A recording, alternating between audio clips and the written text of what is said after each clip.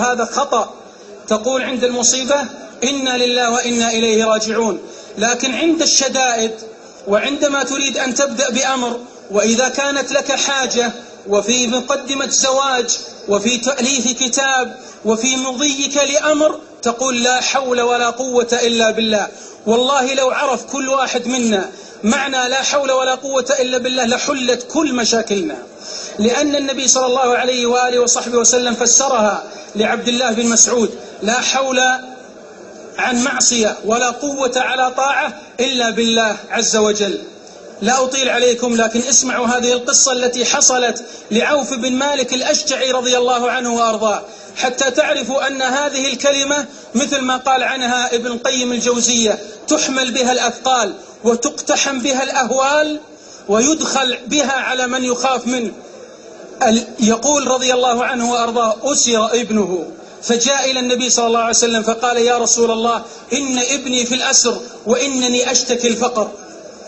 لقد أحصى بعض العلماء 40 موطن تقال فيه لا حول ولا قوة إلا بالله. انظروا إلى هذا، يشتكي الفقر وابنه في الأسر.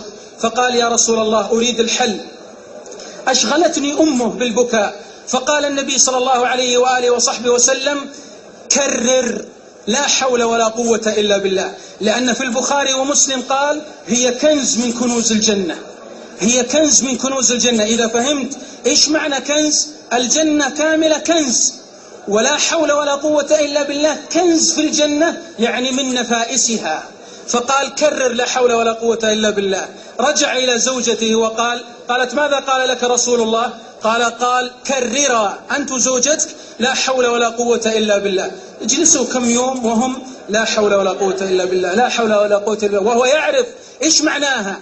يعني لا يطلق من السجن ولا يخرج من السجن، يا من له سجين يريد أن يخرج عليك بهذا. فكرر لا حول ولا قوة إلا بالله.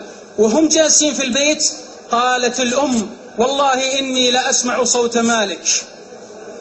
قال الأب: وإله، أين مالك وهو في القد؟ القد يعني القيد، سير من جلد البعير يلزق ييبس حتى يكون أشد من الحديد.